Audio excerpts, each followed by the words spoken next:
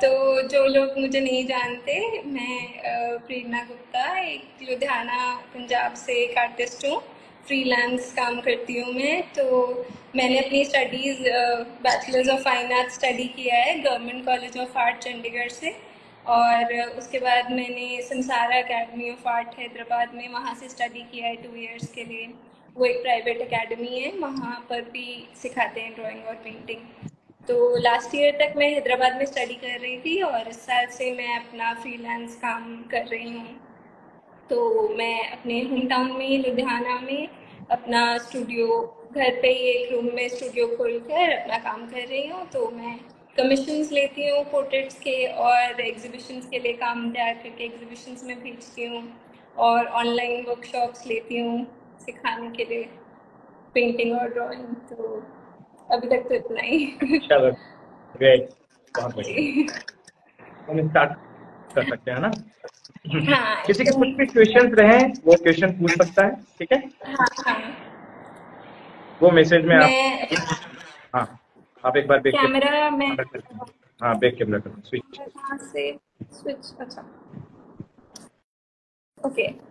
तो मैं अपना कैमरा लगा दूंगी डेमो के लिए यहाँ। और सर आप मुझे बताते रहिएगा कि आवाज़ क्लियर है और जो आवाज भी क्वेश्चंस क्लियर आएंगे। है, विजुअल भी क्लियर आ रहा है। थोड़ा सा हल्का सा, अगर हम विजुअल थोड़ा सा क्लोज ले लें, हल्का सा जूम कर सकते हैं इसमें, अच्छा, हल्का ऐसा सा, सही है?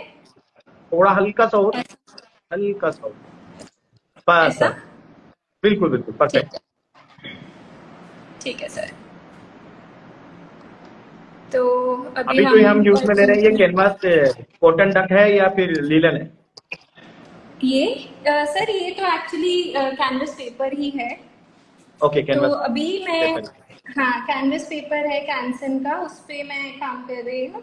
तो अभी हम, क्योंकि हमारे पास लिमिटेड टाइम है, तो मैंने सोचा कि हम पूरी पेंटिंग तो नहीं बना सकते, एक डेमो है, तो फिर हम कलर स्टडी के तौर पे करेंगे। जैसे कलर स्टडी हम करते हैं पेंटिंग बनाने से पहले, एक छोटे साइज का सिर्फ कलर्स वो अप्लाई करते हैं बिग बिल्कुल। स्ट्रोक्स में। तो वैसा हम काम करेंगे। और मैंने यहाँ पहले से थोड़ा सा ड्राइंग करके रखा है ताकि हमारा ज़्यादा टाइम ड्राइंग में ना जाए और मैं बच्चों को पेंटिंग करके दिखा सकूँ यहाँ ना। ठीक है, तो हम शुरू करेंगे। तो बेसिकली आप लोगों के अगर कोई भी क्वेश्चंस हैं ऑयल पेंटिंग से रिगार्डिंग, वो आप पूछ सकते कमेंट हैं। सेक्शन कोई भी में एक क्वेश्चन आ रहा है कि जैसे जो शीट लगाई है, तो इस हाँ, पे कुछ जेसो या कुछ ऐसा कुछ लगाया आपने पहले? हाँ सर, मैं अपना ऑयल शीट्स भी यूज करने से पहले जैसो की 2 से 3 लेयर लगाती हूँ।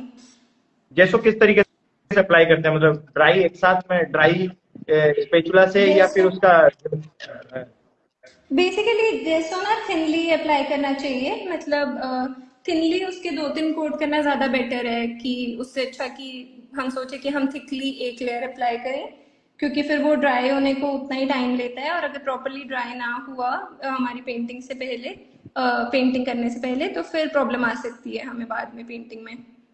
तो फिर पतली पतली लेयर लगानी चाहिए। ऑयल कलर करते समय आपने क्या, मतलब ये, अगर मैं पूछूं कौन सी ब्रशेस ज्यादा अच्छी हैं, कंफर्टेबल है, लाइक हो गए ब्रशेस सिंथेटिक? सर वैसे तो ये पर्सनल प्रेफरेंस पे डिपेंड करता है। मैं तो सजेस्ट करूंगी सारे तरह के ब्रशेस यूज करके देखें।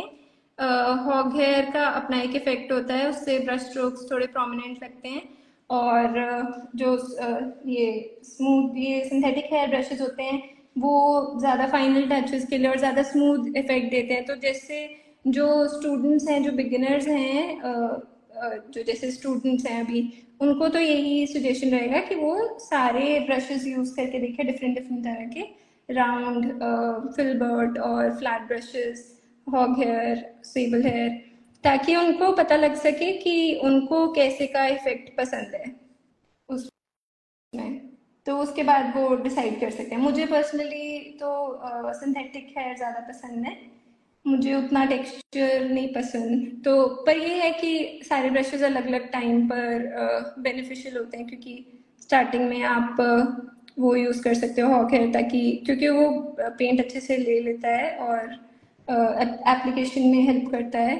और बाद में अगर आपको स्मूथ इफेक्ट चाहिए, ज़्यादा आप रियलिस्टिक के टुवर्ड्स जा रहे हैं, तो फिर आप ये सिंथेटिक हेयर यूज़ कर सकते हैं। Okay great. ये अभी ड्राइंग के लिए आप कौन सा कलर यूज में ले रहे हैं, बर्ट नंबर या बर्ट सियाना? बर्न अम्बर। बर्ट, नहीं, रॉ अम्बर। रो बेसिकली अम्बर। ओके। बर्न अम्बर में भी ज़्यादा टेंट होता है, मुझे रॉ अम्बर सही लगता है क्योंकि वो काफ़ी न्यूट्रल, जैसे थोड़ा वार्म है बट फिर भी काफ़ी न्यूट्रल होता है। ओके।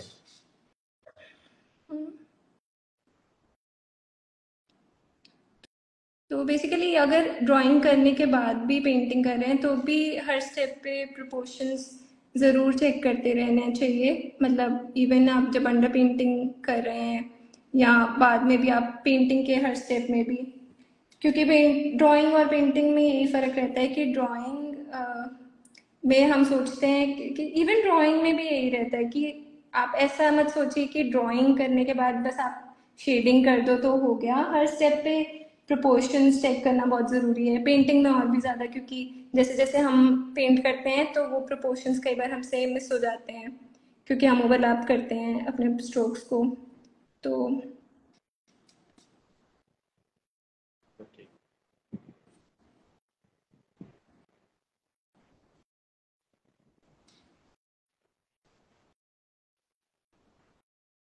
तो अभी मेनली मैं एक थोड़ा सा अंडर पेंटिंग की तरह कर रही हूँ, जिसमें मैं मोस्टली यही देख रही हूँ कि अ, जो वैल्यू स्ट्रक्चर है वो कैसा है, और जो डार्क और लाइट एजेस, बेसिकली जहाँ ज़्यादा कंट्रास्ट है वहाँ मैं उसको ज़्यादा डार्क रखूँगी, जो मेरे लाइंस हैं यहाँ, और जहाँ कम कंट्रास्ट है वहाँ उसको लाइट रहने दूँगी।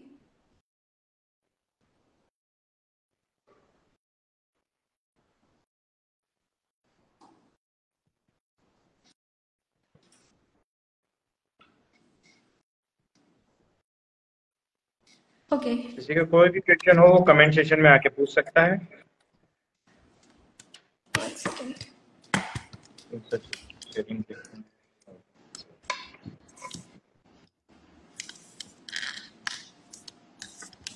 अभी ना अभी सही हो ठीक गया? है सेंटर में।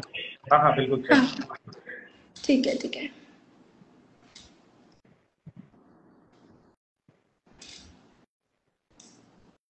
जितने भी लोग देख रहे हैं मैं बता दूं, शायद लास्ट में मुझे पता, लास्ट के साथ लाइव आए थे मुझे याद भी नहीं है, बहुत समय हो गया, शायद 1 साल से ऊपर ही हो गया होगा। तो दोबारा से शुरू किया है मैंने अभी वापिस आर्टिस्ट लोगों को अच्छा, इनवाइट करना। हाँ मैंने बीच में स्टार्ट किया था, एक्चुअली क्या था कि ये मुहिम मैंने इस तरीके से चलाई थी कि डेमोन्स्ट्रेशन तो होते हैं चलो, वो यूट्यूब पे भी है, बातचीत के साथ में डेमोन्स्ट्रेशन बहुत कम थे। तो अभी ये 2-3 साल पहले मैंने शुरू किया था, और बिल्कुल बहुत अच्छे बिल्कुल। अच्छे आर्टिस्टों को सबको इनवाइट किया था, सब लोग आए, किसी ने मना भी नहीं किया। बहुत अच्छे बिल्कुल डेमोन्स्ट्रेशन, सर। अगर बीच में थोड़ा सा इतने बिजी हो गए कि ये चीजें छूट गई, तो बच्चों की शिकायतों के रहते दोबारा से शुरू, देखो कब तक दोबारा चलता है। बिल्कुल सर, मैं घर पे भी बता रही थी कि एक टाइम था जब मैं आपकी वो लाइव वीडियोस और आर्ट टॉक देख के कहती थी कि काश कभी मेरा भी ऐसा टाइम आए कि मैं आपके साथ ऐसे बातचीत कर सकूं, और आज बहुत खुशी हुई कि मुझे भी वो मौका मिला। अरे वाह, मेहनत कहीं ना कहीं आपको पहुंचाती भी सकती, नो डाउट। बिल्कुल बिल्कुल।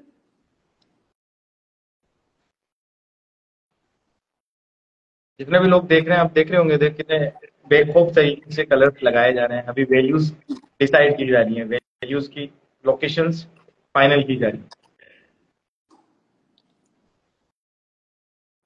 सर पता है, पेंटिंग में भी ना, इवन अगर कलर पेंटिंग है, वैल्यू बहुत इम्पोर्टेंट है। कई बार हम कलर पेंटिंग में वो मिस कर देते हैं क्योंकि कलर्स इतने ओवर पावर कर देते हैं, क्योंकि अगर हम कलरफुल पेंटिंग बनाते हैं ना तो कलर्स हमें इतने अच्छे लगते हैं कि हम वैल्यू पे कई बार ध्यान नहीं देते और मिस्टेक्स भी हाइड हो जाती हैं। हाइड हो इसलिए गई। अगर कोई बिगिनर्स है ना, उनके लिए बहुत अच्छी एक्सरसाइज है कि वो ग्रिजाई पेंटिंग करे, मतलब मोनोक्रोम, सिर्फ ब्लैक एंड वाइट से। अगर आप सिर्फ ब्लैक एंड वाइट यूज करके पेंटिंग करेंगे, मुझे भी यही एक्सपीरियंस हुआ है कि उसमें ना आपकी मिस्टेक्स छुप नहीं सकती। क्योंकि आप सिर्फ वैल्यूज में काम कर रहे हैं तो आपको सही वैल्यूज ही लगानी पड़ेंगी। कलर्स में बिल्कुल, ये होता है कि ये जब हम छिपाने की कलर्स, पॉसिबिलिटीज कम है। हाँ, ऐसा भी नहीं होता कि कॉन्शियसली छुपाते हैं मिस्टेक्स, बट वो छुप जाती हैं क्योंकि हमें लगता है कि अरे वाह बहुत अच्छा है, क्योंकि इतने सारे संभाल कलर्स होते हैं लेता पेंटिंग में, वो है वो, देखने में दूसरा अच्छी कलर लगती स्कीम है। वगैरह वो सब कुछ संभाल लेता है, बिल्कुल, एग्जैक्टली। हाँ बिल्कुल, तो फिर ताकि आप हायरार्की में सही रहें, कि आप वैल्यूज भी सही हो, प्रोपोर्शन सही हो, कलर सही हो, तो मतलब सब कुछ इम्पोर्टेंट है। कई बार कलर पेंटिंग शुरू करते हैं तो ओवरवेल्म हो जाते हैं, मतलब ऐसा लगता है अरे वाह कलर पेंटिंग शुरू हो गया है, तो हो जाता है, मेरे साथ ही हो जाता है। कई बार मैं खुद को समझाती हूँ कि सब कुछ साथ लेके चलना है, वैल्यूज, प्रोपोर्शंस, कलर, टेम्परेचर, सब कुछ ज़रूरी है।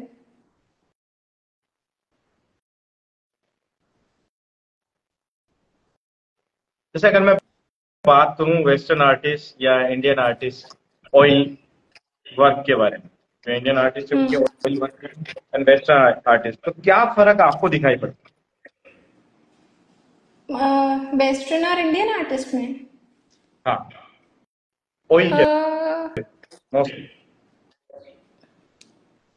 वैसे मुझे, मैंने इस तरह से इस बात को कभी सोचा नहीं, पर जैसे वेस्टर्न आर्टिस्ट के काम में मुझे ये पसंद है कि जैसे यूरोप में काफी था ना, रेनेसां के टाइम पे आर्ट का जो कल्चर था, जैसे उसमें बहुत डिटेल में हर चीज की जाती थी।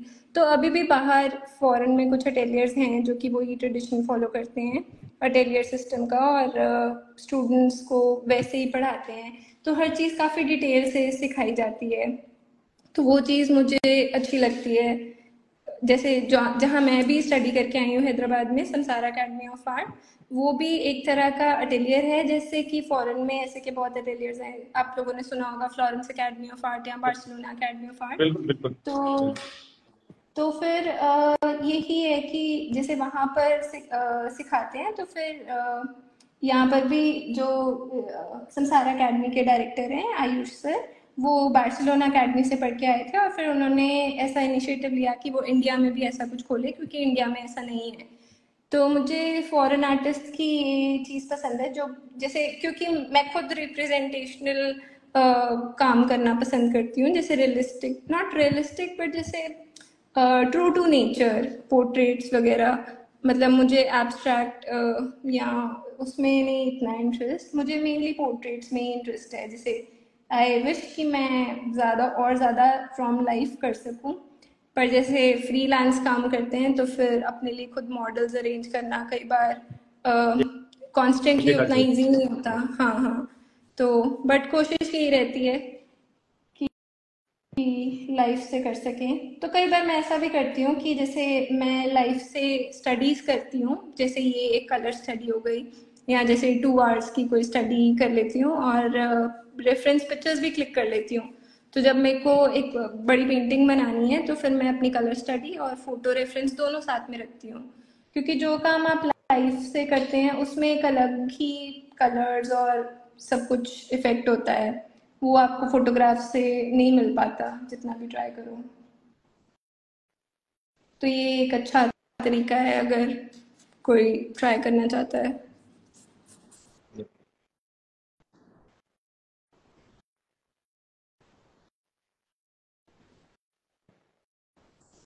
जितने भी लोग देख रहे हैं, आप अभी देख रहे हैं, बिल्कुल बेसिक सी फीलिंग चल रही है, हल्की फुल्की। एक रूपरेखा तैयार हो रही है, एक बैकग्राउंड पहले दे दिया गया है ताकि जब स्किन टोन पे कलर दिया जाए तो उसके अनुकूल दिया जाए, उस तरीके से दिया जाए। हाँ सर, बैकग्राउंड इम्पॉर्टेंट है, क्योंकि इवन जैसे ऐसा ज़रूरी है कि आप पहले आधे 1 घंटे में अपना कैनवस एक बार फिल कर लें, डिटेल्स में तो मत जाएं शुरू में, क्योंकि अगर कुछ भी डिटेल खराब हुई तो you have to paint over it ना। तो हमेशा बिग शेप्स पहले, उसके लिए भी इफ लाइक अगर आप स्क्विंट करके देखेंगे ना जो भी आपका रेफरेंस है, तो आपको सब कुछ बहुत सिंप्लीफाइड होके दिखेगा। तो वो एक अच्छा मेथड है कि आप जो पहली लेयर अप्लाई कर रहे हैं, आप सिर्फ स्क्विंट करके मेनली कलर्स को और बिग शेप्स को देखो, और बस उस अकॉर्डिंग अप्लाई करो, और धीरे धीरे on top of it detail add करो। वो सही है तरीका। किसी बच्चे का क्वेश्चन है कि ड्राइंग के लिए चारकोल यूज में ले सकते हैं, जैसे विलो चारकोल वगैरह? पेंटिंग से पहले? हाँ, जैसे कि आपने ड्राइंग की अभी, ये पेंसिल से की थी आपने शायद, है ना? हाँ, मैंने पेंसिल से की थी, बट पेंसिल से यूजुअली करना नहीं चाहिए, क्योंकि पेंसिल से क्या होता है कि जो उसका ग्रेन होता है बेसिकली, वो पेंटिंग में सीप होने का चांस होता है। जैसे हम पेंसिल से ड्राइंग कर दी, फिर हमने लाइट एरियाज जब पेंट किए, अगर जैसे यहाँ है या यहाँ कुछ ड्राइंग, तो वो जो पेंसिल का वो है ना, वो तुम्हारा कलर डर्टी कर सकता है। तुम ऐसा कर सकते हो कि तुम विलो चारकोल से ड्राइंग कर सकते हो, बट हम फिक्स कर लेते हैं उसको फिक्सेटिव से। जो चारकोल फिक्सेटिव होता है ना, एक थोड़ी सी लेयर उसकी लगा दो, ताकि वो हमारी पेंटिंग को इफेक्ट ना करे। ओके। और जैसे आपने अभी कलर यूज में ले रहे हैं, तो इस कलर के साथ में जैसे लिस्टेड ले रहे हैं, टर्पेंटाइन ले रहे हैं, क्या मात्रा है, मतलब किस तरीके से, क्या रेशियो क्या है? सर वैसे तो जब मैं नॉर्मली पेंटिंग करती हूँ, तो फिर मतलब अगर मोटा मोटा बताऊँ तो ये रहता है कि टर्पेंटाइन से शुरू करती हूँ, और धीरे धीरे उसमें ऑयल ऐड करती हूँ, और लास्ट की लेयर्स में सिर्फ ऑयल। पर जैसे अगर आला प्रीमा कर रही हूँ या ऐसा एक छोटा सेशन कर रही हूँ, तो फिर मैं जैसे आप कह लो 50 भी नहीं, 75% टर्पेंटाइन और 25% ऑयल। लाइक एक मिक्सचर ऑफ टर्पेंटाइन और ऑयल यूज करती हूँ, ताकि ज़्यादा थिन भी ना हो पेंट। और जैसे वैसे तो सबसे अच्छा टिप यही है कि जितना, जैसे अगर आप ऐसी शॉर्ट स्टडी कर रहे हो, तो ज़्यादा पेंट ही यूज़ करो।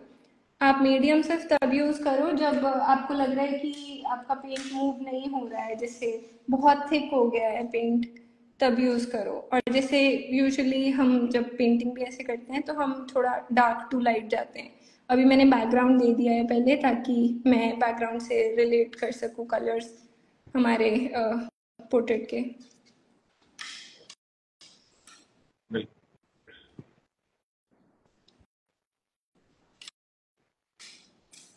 तो अभी भी मैं एक बार जो भी हमारा डार्केस्ट है वो अप्लाई कर दूंगी, क्योंकि फिर हम उसके कंपैरिजन में रिलेट कर सकते हैं कि हमने लाइटेस्ट कितना जाना है। कई बार अगर हमें डार्केस्ट ना पता हो, तो फिर हम बाकी सब भी, जैसे यहाँ ज़्यादा डार्क डार्क होता जाएगा।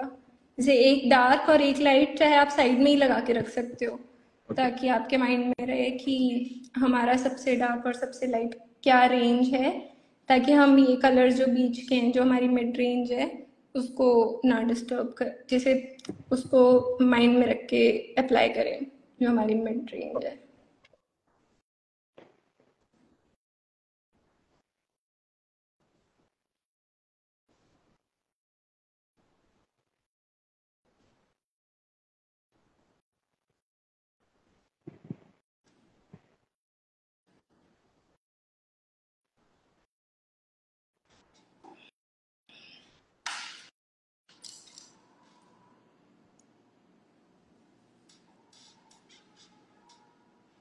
डार्क डार्क शेड के लिए कौन सा कलर यूज में लिया है?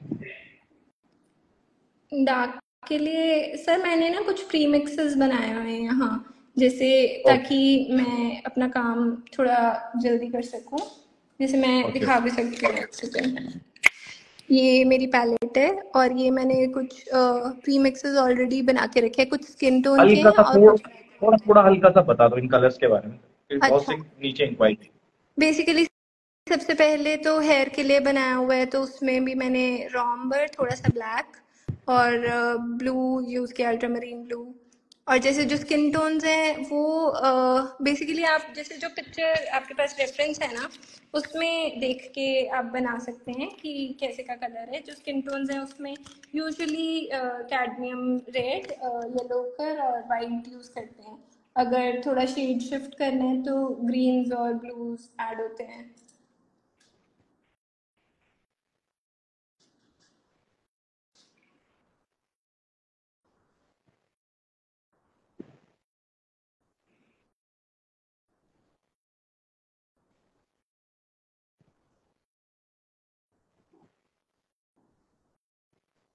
स्किन टोन्स में भी जब मतलब काम कर रहे हैं, तो फिर बार बार आप पूछ सकते हैं, क्योंकि हर एक का स्किन टोन डिफरेंट होता है। तो लाइक उसको ऑब्जर्व करके देखो कि कहाँ थोड़ा रेडिश है, कहाँ थोड़ा येलोइश है, या ग्रीन्स ब्लूज, मतलब ट्राई करो कि कलर फाइंड कर सकें।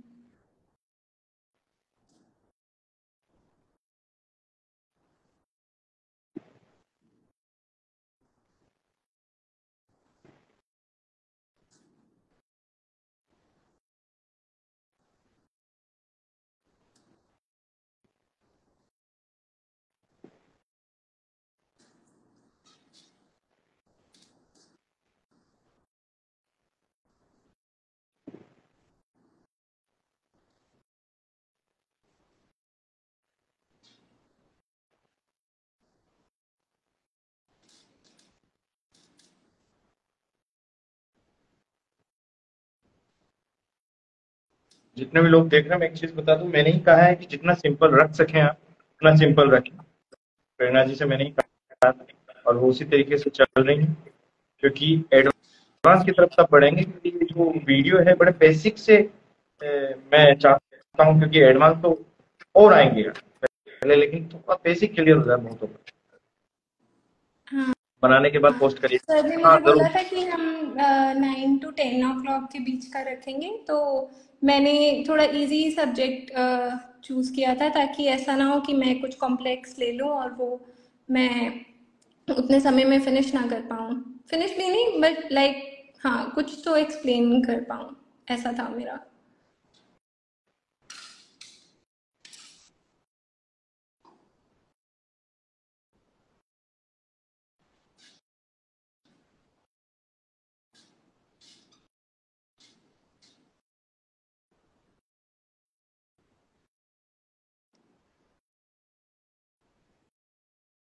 मतलब ऑयल पेंटिंग भी करने में दो, मतलब काफ़ी तरीके होते हैं, बट मेनली अगर देखें तो दो तरीके होते हैं कि आप फिनिश अप्रोच में भी जा सकते हो, कि आप जैसे शुरू से लेके एंड तक पूरा फिनिश कर रहे हो उसको एज इन डिटेल्स के साथ। और हो सकता है कि आप लेयर्स में काम कर रहे हो, जैसे कि फर्स्ट लेयर में आप इतनी डिटेल्स नहीं दे रहे हैं, आप सिर्फ एक बेसिक बिग शेप्स के जो कलर्स है वो अप्लाई कर रहे हो, और ऑन टॉप ऑफ दैट साथ साथ हर लेयर में प्रोपोर्शंस देखकर आप वो डिटेल्स ऐड करते रह सकते हो। तो मैं बेसिकली उस अप्रोच में काम करती हूँ कि मैं शुरू में बिग शेप्स और ऐसे काम करती हूँ कि मैं साथ साथ हर लेयर में और डिटेल्स ऐड कर सकूँ, जैसे जैसे मैं और श्योर होती जाती हूँ कि कलर्स प्रोपोर्शन सब वर्क कर रहे हैं। और एक और बहुत हेल्पफुल चीज़ है कि आपको जब आप काम कर रहे हैं तो आपको हर थोड़ी देर में पीछे जाके ज़रूर देखना चाहिए अपना काम, क्योंकि कई बार वो काम पास से आपको सही लगेगा, बट पीछे जाके आपको समझ आएगा कि कुछ वैल्यूज आपस में वर्क नहीं कर रहे, या ऐसा सब। क्योंकि इन दी एंड आप अगर गैलरी वगैरह में अपना काम बेचते हैं तो फिर हर किसी ने दूर से आपका काम देखना है पहले, और वहाँ से वो इम्प्रेस होगा तो वो पास आएगा देखने। तो आपको मतलब दूर जाके ज़रूर अपना काम पीछे खड़े रह के देखना चाहिए।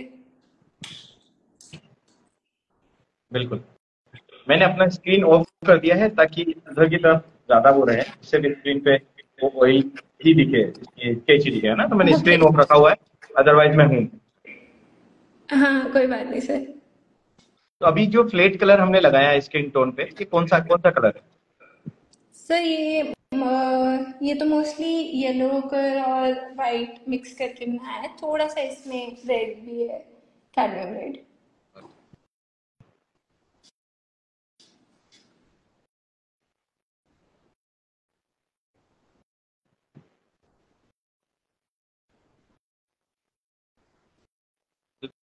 जितने भी लोग देख रहे हैं, मैं बता दूं, स्किन टोन का जो ये कलर है वो आपके रेफरेंस पे डिपेंड करता है, ठीक है। फोटोग्राफ में लाइटिंग पे, उन पे सब पे डिपेंड करता है। बट हाँ ठीक है, अभी जो पोर्ट्रेट बन रहा है उसके कलर्स हम आपसे शेयर कर रहे हैं। अदरवाइज हर रेफरेंस का एक अलग वो रहेगा, अलग पैलेट रहेगा। हाँ, बिल्कुल बिल्कुल। मतलब इसके लिए आप जितना प्रैक्टिस करेंगे लाइफ से और डिफरेंट डिफरेंट स्किन टोन के लोगों को पेंट करेंगे, आपको उतना समझ आएगा। मतलब कोई सेट रेसिपी नहीं है कि स्किन टोन ऐसे ही बनता है। पर जब आप पोर्ट्रेट भी पेंट कर रहे हैं, आप ऐसा भूल जाइए कि आप पोर्ट्रेट पेंट कर रहे हैं। आप बस उसको यही समझ के पेंट करो एक दो बार कि बस मैं एक कलर स्टडी कर रहा हूँ और मुझे सिर्फ जो कलर्स दिख रहे हैं वो मुझे पेंट करने हैं। तो शायद आप ज़्यादा मतलब एक्सपेरिमेंट कर पाएंगे, क्योंकि अदरवाइज हम कई बार लॉस्ट हो जाते हैं कि स्किन में तो बस रेड येलो और वाइट मिक्स करके बनेगा। बट जो एक्चुअल नेचुरल स्किन टोन है, ताकि वो अ, वैसा लगे जैसा नेचर में है, हमें और कलर्स ढूंढने पड़ेंगे। मतलब जितना नेचर से काम कर सकते हो ना, लाइव काम कर सकते हो, इवन पोर्ट्रेट्स भी नहीं, अगर आउटडोर स्टडीज या स्टिल लाइफ भी, वो सब भी बहुत हेल्प करती है सर, कि बिल्कुल। आप मतलब कलर्स वो ऑब्जर्व कर सके। जब मैंने पेंटिंग शुरू की थी तो मुझे भी उतने कलर्स नहीं दिखते थे, और हमारे टीचर्स भी यही हमें एडवाइस करते थे कि जितना लाइफ से कर सकते हो उतना काम करो, क्योंकि उसी तरह आपको और कलर्स दिखने शुरू होंगे।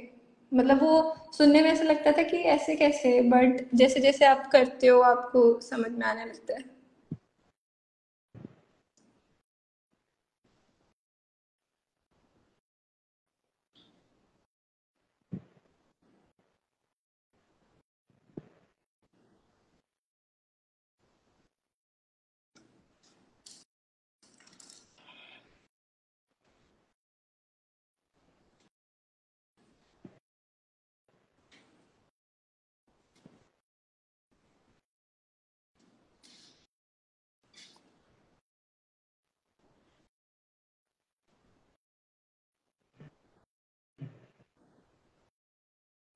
तो जरूरी नहीं है कि कैनवास की ही जरूरत हो आपको। जब आपको ऑयली स्टार्ट करना हो, किसी भी प्लाई पे, किसी भी मोटे गत्ते पे या जीएसएम पे, कोई भी मोटा जीएसएम वाला पेपर हो, उस पे हल्का सा जेसो लगाया और आपने काम बिल्कुल शुरू कर सर, दिया। बिल्कुल। अगर आप नहीं, मतलब आप अगर आपके पास सरफेस नहीं है ना, तो अगर ऑयल करना है तो फिर आप थिक पेंट लेकर बिना मीडियम के वो कर लो पेंट। मतलब उसमें उससे ज़्यादा कुछ डैमेज नहीं होगा। मतलब ऑयल्स यूज़ करेंगे तो शायद वो सीपन ज़्यादा होगा, क्योंकि वैसे भी अगर पेंट देखा जाए तो पेंट में भी इटसेल्फ बहुत ऑयल होता है। तो अगर मीडियम ना भी यूज़ करें तो भी हम यूज़ कर सकते हैं ऑयल पेंट्स। तो वो एक अच्छा तरीका होगा।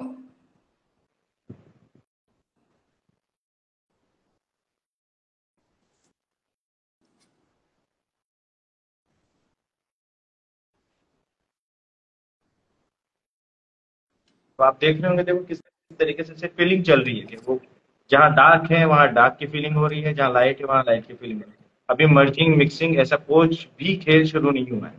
ठीक है। जहाँ जो शेड दिख रहा है वो बस वहां वो पेच लगाया जा रहा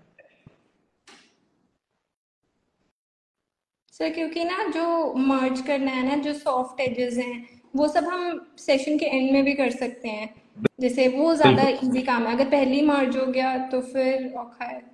मतलब ये चीज़ आप बाद में भी सिर्फ एक खाली ब्रश लेकर ना, जहाँ पर आपको लगता है कि ज़्यादा हार्ड एज क्रिएट हो रहा है, उसको आप एक सॉफ्ट ब्रश लेकर जिसपे कोई पेंट नहीं लगा, वो यूज़ करके आप कर सकते हैं।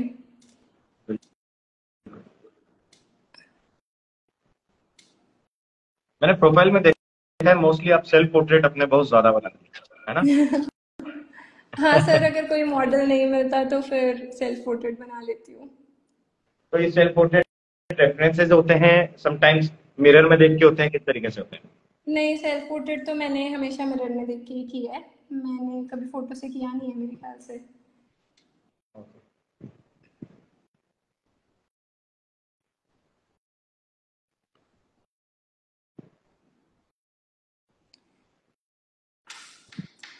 और जब काम कर रहे हैं तो अपने लाइट्स और डार्क्स के ब्रशेस एटलीस्ट अलग रखना, क्योंकि अगर सेम ब्रशेस लाइट्स और डार्क्स के लिए यूज़ करेंगे तो फिर डर्टी वैल्यूज क्रिएट होना शुरू हो जाएंगे। मतलब अगर डार्क्स वाले ब्रशेस यहाँ यूज़ करेंगे सिर्फ टॉप एंड लाइन से वॉश करके, तो चांसेस होते हैं तो फिर ज़्यादा ब्रशेस लेकर काम कर सकते हैं इनिशियली, अगर बिगिनर्स हैं तो, क्योंकि ताकि आपका काम एटलीस्ट क्लीन लगेगा। बिल्कुल। तो अपने ब्रशेस अलग अलग रखनी है, जैसे लाइट ब्रशेस लाइट के लिए अलग ब्रशेस, डार्क के लिए अलग। मैं एटलीस्ट ऐसे ही करती हूँ। वैसे करना भी सभी को यही चाहिए। हाँ, मतलब यहाँ मैं वैसे पेंट करके दिखा रही हूँ मैं, कि जैसे मैं खुद करती हूँ अभी। मैंने भी अलग अलग तरीके से यहाँ और बहुत केयरफुली पास्ट में पेंट किया होगा, बट जैसे जैसे तुम और काम करते जाते हो तुम्हारा अप्रोच चेंज होते जाता है। तो अभी मैं वैसे काम कर रही हूँ जैसे मैं यूजुअली करती हूँ। मोस्टली सभी मीडियम आपने ट्राई किए हैं, मतलब तो कौन सा मीडियम आपको ज्यादा मतलब पसंद है? सर मुझे मुझे पहले तो ग्रेफाइट बहुत पसंद है ड्राइंग में, बट मुझे पेंटिंग भी सीखनी थी तो मैंने यही डिसाइड किया कि मुझे ऑयल पेंटिंग ही सीखनी है। बट ऑयल पेंटिंग मुझे ऐसा भी लगा कि काफ़ी टफ भी है, मतलब सीखना शुरू में तो एटलीस्ट, क्योंकि मैंने प्रॉपरली ऑयल पेंटिंग करना 1-2 साल से ही शुरू किया है। उससे पहले मैंने खुद से ट्राई किया है, बट कभी उतना अच्छे से मैं समझ नहीं पाई ऑयल पेंटिंग को। तो लास्ट ईयर तक जब मैं समसारा में स्टडी कर रही थी तब मैंने प्रॉपरली तरीके से सीखा कि ऑयल पेंटिंग कैसे करते हैं, कितना ऑयल, कितना टर्पनटाइन कैसे यूज़ करते हैं, पेंट्स कैसे, सैचुरेशन, ये वो सब कुछ।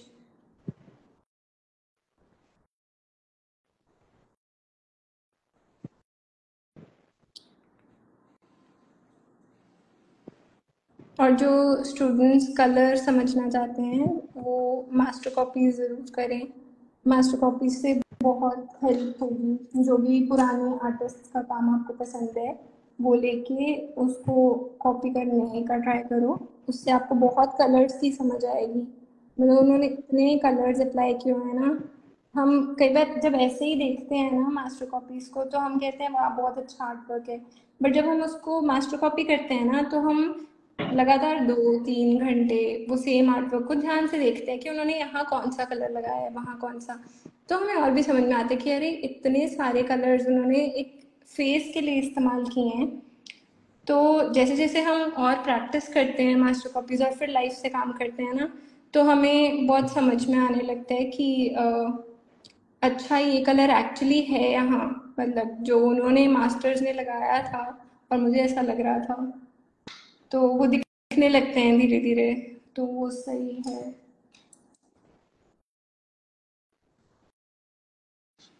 नो डाउट, हाँ, मास्टर्स के वर्क को कॉपी करना चाहिए। उससे बहुत कुछ सीखने को मिलेगा।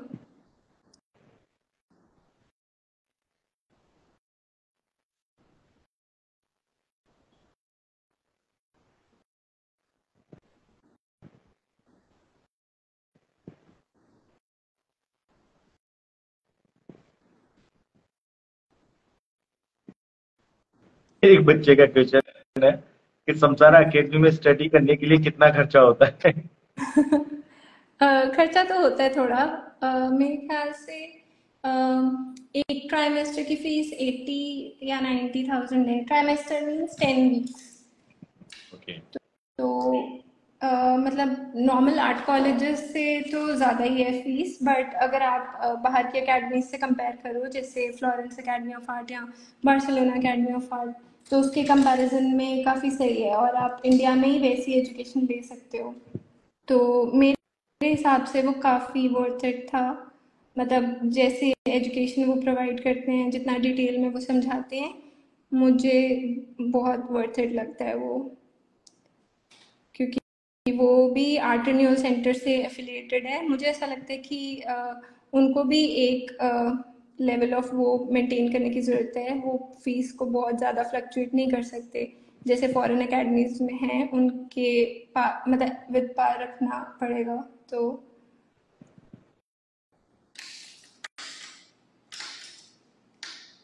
बिल्कुल।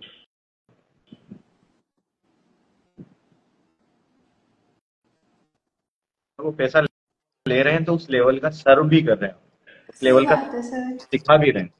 सही में। और वर्किंग जो जो स्टूडियोज मेंटेन किए हुए हैं, जो वो सारा एनवायरनमेंट प्रोवाइड करते हैं, और वर्किंग आवर्स सर 10 o'clock से रात के 8 o'clock तक होते हैं।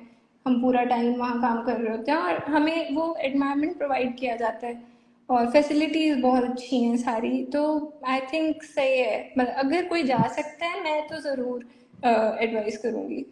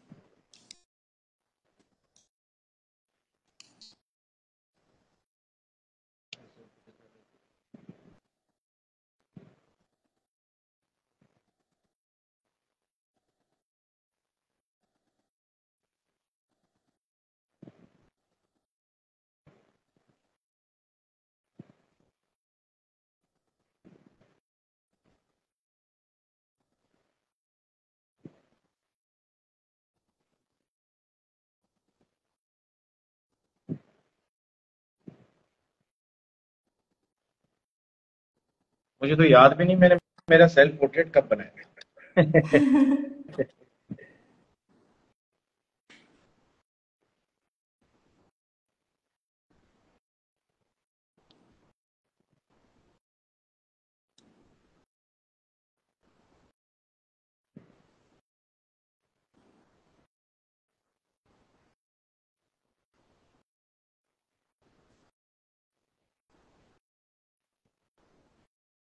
अभी रिसेंटली मतलब अपकमिंग डेज में या अपकमिंग ईयर्स में कोई शो करने का कुछ प्लान है कहीं पे आपका?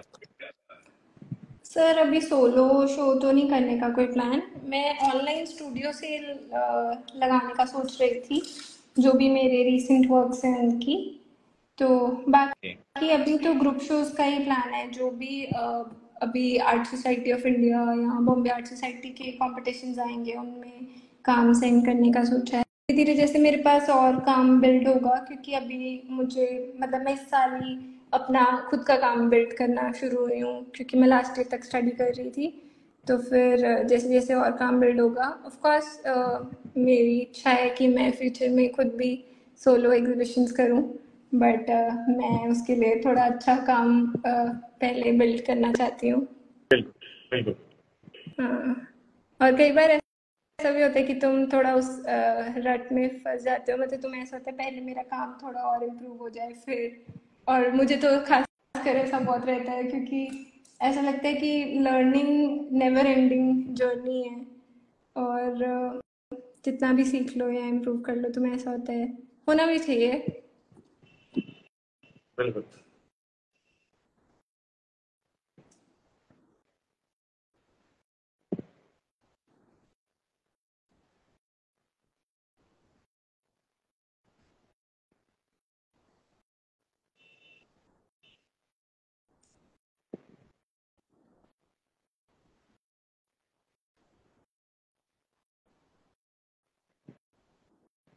देख देख रहे होंगे आप लोगों को धीरे धीरे कब डिटेल होने शुरू होगी पता भी नहीं लगा। धीरे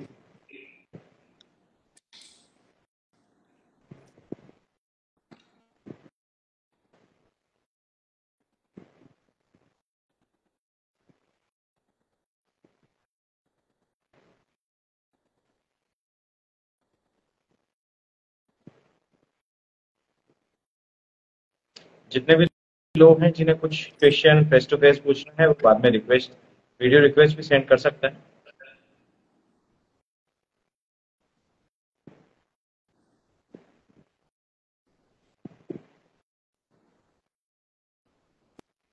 मैं काफ़ी देर से सोच भी रही थी कि मैं ऐसे लाइव डेमोन्स्ट्रेशन करूँगी, पर मे बी एक बहाना ही चाहिए था, और सर ने वो प्रोवाइड किया।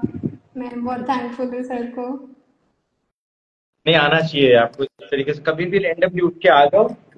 मैंने जब स्टार्ट किया था मैं शायद 4 लोग 5 लोग 10 लोग ऐसा कुछ था और मैं आके हाँ। चुपचाप पढ़ा के चला जाता था। हाँ अब सर, मुझे वो नहीं पता। शुरू में ही हेजिटेशन होती है, जब तुमने हाँ पहले कभी किया नहीं होता ट्राई, तो थोड़ी हेजिटेशन पता होती है। है हेजिटेशन किस चीज की है? हेजिटेशन मोस्टली पता है हमें इस चीज की होती है कि मैं बोलूंगी क्या या मैं बोलूंगा क्या।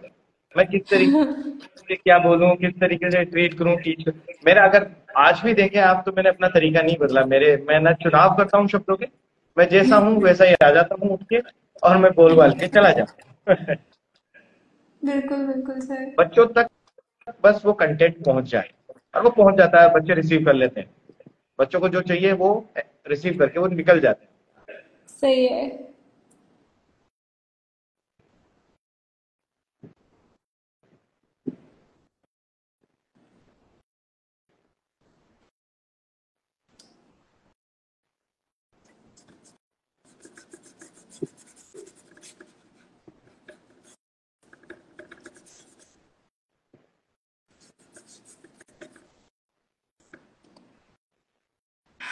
थोड़ा सा फेस पर ही फोकस करेंगे।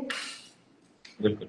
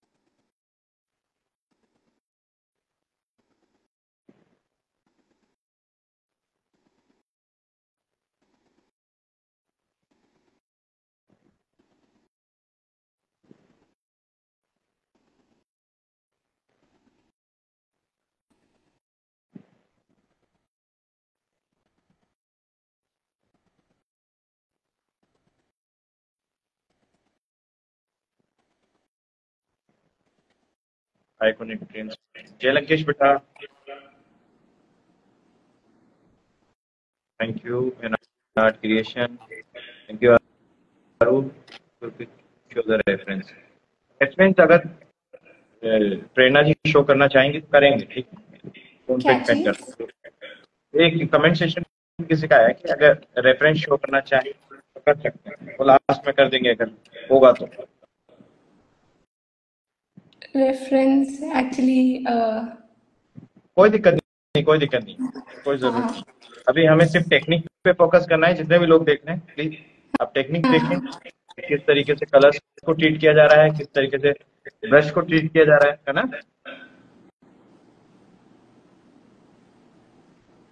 मतलब आपको कहीं जगह पर जहाँ सॉफ्ट एजेस चाहिए वहाँ आप ब्रश को थोड़ा सॉफ्टली अप्लाई कर सकते हो, कम प्रेशर देके। जहाँ आपको हार्ड एजेस चाहिए या डेफिनेट है जो स्ट्रोक है, वहाँ आप ज़्यादा प्रेशर लगा कर सकते हैं। और जैसे थोड़ा वैरायटी रखो स्ट्रोक्स में, हर जगह पे स्ट्रोक्स नहीं चाहिए, बट जहाँ आपका फोकल पॉइंट है, जहाँ ज़्यादा इम्पोर्टेंट इन्फॉर्मेशन है, वहाँ आप थोड़ा सॉफ्टली हर चीज़ कर सकते हैं। और जहाँ जैसे जैसे फोकल पॉइंट से दूर जाते जाएंगे, आप अपने ब्रश स्ट्रोक्स थोड़े वो कर सकते हैं, वैरायटी ला सकते हैं। जैसे जैसे आप ज़्यादा काम करेंगे ना, आप अपने आप मतलब वो चीज़ आ जाती है, मतलब रिफ्लेक्स में ही कह लो आ जाती है कि कैसे पेंट करना है। पहले मुझे भी लगता था कि स्ट्रेट हेयर कर्ली हेयर कैसे होगा, मतलब कैसे डिफरेंस रखना चाहिए, या मुझे कुछ सीखना चाहिए या प्रैक्टिस करना चाहिए। बट जब तुम स्केचेस करते हो ना ऐसे के क्विक वाले, कि तुम्हारे पास लिमिटेड टाइम ही है वो करने के लिए, वो एक इम्प्रेशन लाने के लिए, तो तुम वो किसी न किसी तरह कर ही लेते हो। बिल्कुल।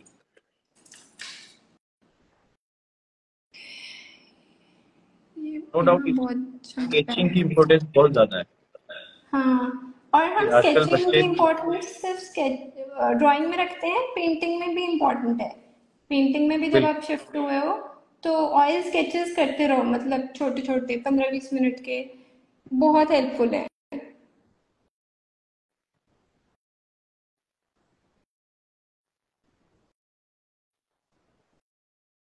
सॉरी सर, मैंने आपकी बात कट कर दी, आप कुछ कह रहे थे।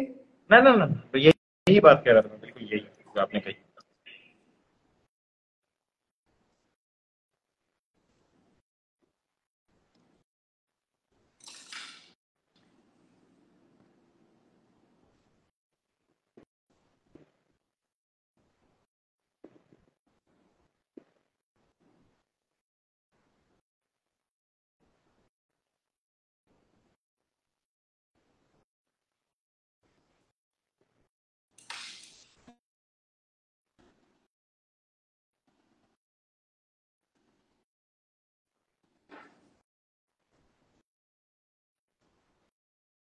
एक थोड़ा बैकग्राउंड की थ्योरी को लेकर जैसे बात करनी है, मोस्टली हम पोर्ट्रेट में अगर ज्यादातर देखें तो कहीं ना कहीं ग्रे ग्रे कलर की तरफ हम ज्यादा जाते हैं अक्सर। हम्म। तो सर वैसे तो इसका कुछ, हाँ। हम्म। बैकग्राउंड आप कलरफुल भी रख सकते हैं, वैसे तो वो बहुत हेल्प भी करते हैं कई बार। इस केस में जो मैंने रेफरेंस फोटो ली थी, वो उसके पीछे जो वॉल थी वो ग्रेश सी थी। तो बट वैसे जैसे अगर और कलर रखते हैं, जैसे अगर मॉडल के पीछे, तो ये भी है कि उस कलर के कारण भी फेस के कलर्स पे इम्पैक्ट पड़ता है। मतलब ये एक चीज़ है जो कि माइंड में रखनी चाहिए जब काम करते हैं, कि जैसे अगर इसके पीछे कोई और कलर होता तो मुझे उसके कंपैरिजन में फेस के कलर्स डिफरेंट दिखते हैं, वो रिफ्लेक्ट भी होते हैं।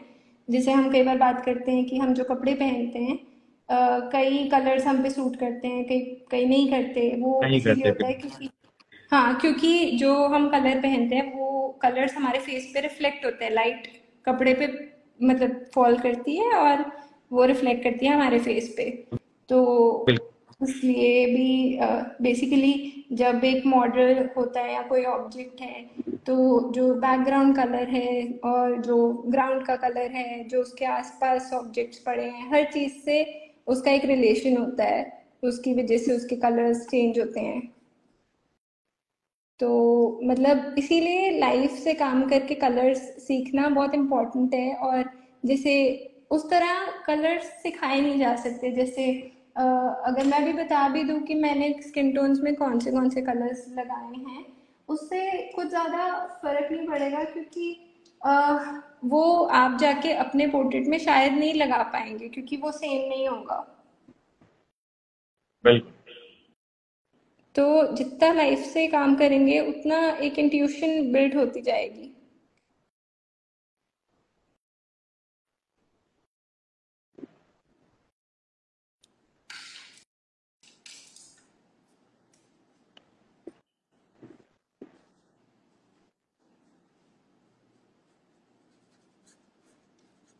एक कलर ग्रीन बेटा, ये जो आपने क्वेश्चन पूछा है कि ऑयल पेंटिंग में आप हो गेयर कब यूज करते हैं, सिंथेटिक कब, इसका आंसर वैसे उन्होंने स्टार्टिंग में ही दे दिया था। तो डिपेंड करता है कि आप जब जैसे जैसे यूज में कर ले रहे हो, अब आप अपने अनुसार लेंगे। वैसे अगर इसका सिंपल आंसर मुझे ऐसा लगता है, मैंने जो किए है, वैसे अभी मैं सॉफ्ट ब्रशेस ही यूज कर रही हूँ सारे, बट आप ऐसा कर सकते हैं कि इनिशियली या जो मिडिल स्टेज है आपके पेंटिंग की, उसमें आप हॉग हेयर यूज कर सकते हैं, क्योंकि वो ज़्यादा पेंट उठा के अप्लाई करने में हेल्प करता है आपको। और क्या कहते हैं, जैसे जैसे आप टूवर्ड्स फिनिशिंग जा रहे हो तो आपको सॉफ्टर ट्रांजिशंस बनानी है, तो उसके लिए आप वो यूज कर सकते हो, soft brushes, synthetic brushes. Okay.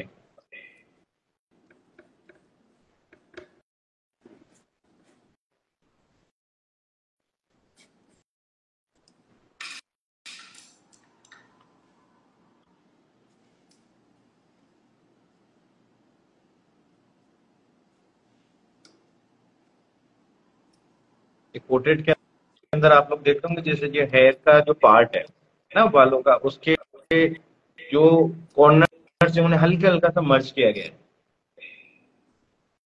कई बार अक्सर मैंने स्टूडेंटों के साथ में यही गलतियां देखी कि वो जो कॉर्नर्स है वगैरह बड़े शार्प छोड़ देते हैं, जैसे कि वो बड़ा विग की तरह दिखता है, उतना नेचुरल नहीं दिखता। हाँ।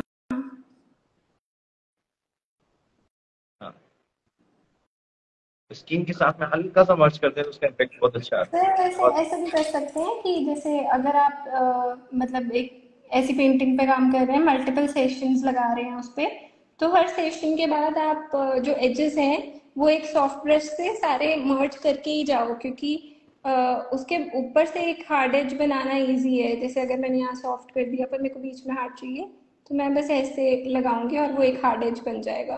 पर अगर बिल्कुल। कुछ हार्ड छोड़ दिया ना उसको दोबारा से सॉफ्ट करने के लिए, आप नेक्स्ट सेशन में ये कलर भी बनाओगे, ये भी बनाओगे, फिर दोनों को अप्लाई करोगे, फिर मर्ज करोगे, तो वो एक लंबा बिल्कुल प्रोसेस है। हम बात करते हैं। हाँ, बिल्कुल।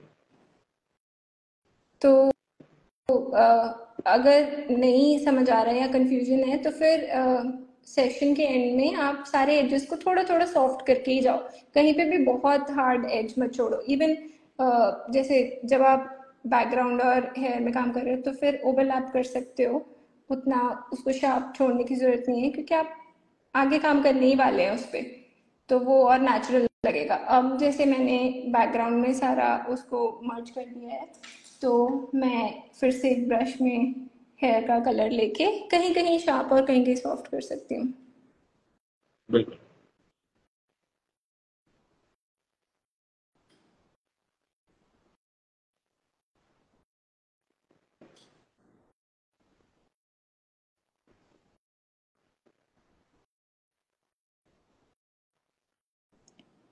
और एक ये ज़रूर माइंड में रखना कि जब जैसे हम कहीं डार्क जैसे आईज बनाते हैं या नॉस्ट्रल्स या जो लिप्स का क्रीज होता है, क्योंकि वो इतने लाइट से सराउंडेड होता है ना, तो हम उसमें प्योर ब्लैक या बहुत डार्क कलर जैसे कि हेयर में है वो ना अप्लाई करें, क्योंकि वो बहुत स्टार एकदम लगेगा, क्योंकि वो इतना लाइट से सराउंडेड होता है ऑलरेडी। तो उसमें अगर हम एक मीडियम रेंज का भी कलर लगाएंगे ना तो वो सही लगता है। अगर हम बहुत डार्क लगा देते हैं ना तो वो जंप कई बार इतना ज़्यादा हो जाता है कि फिर वो अजीब लगने लगता है।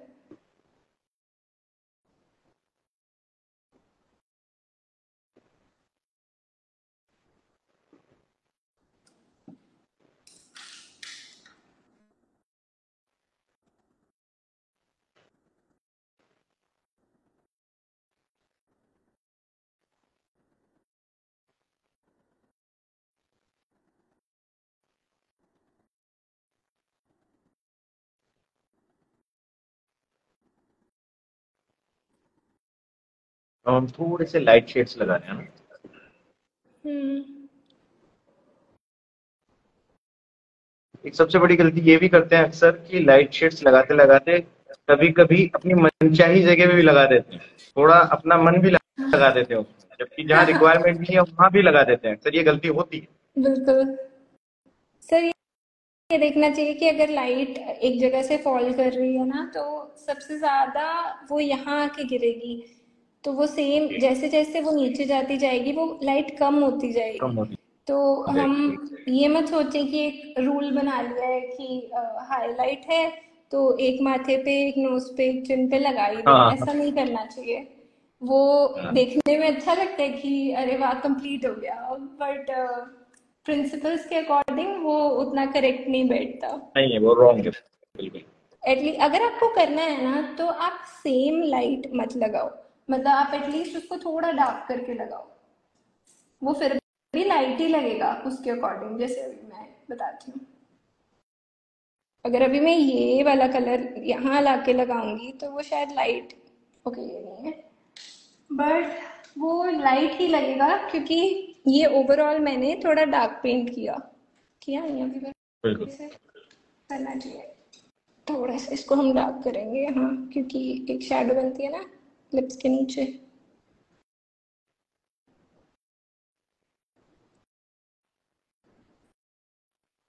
तो बेसिकली वो सेम नहीं रखेंगे हम लाइट को।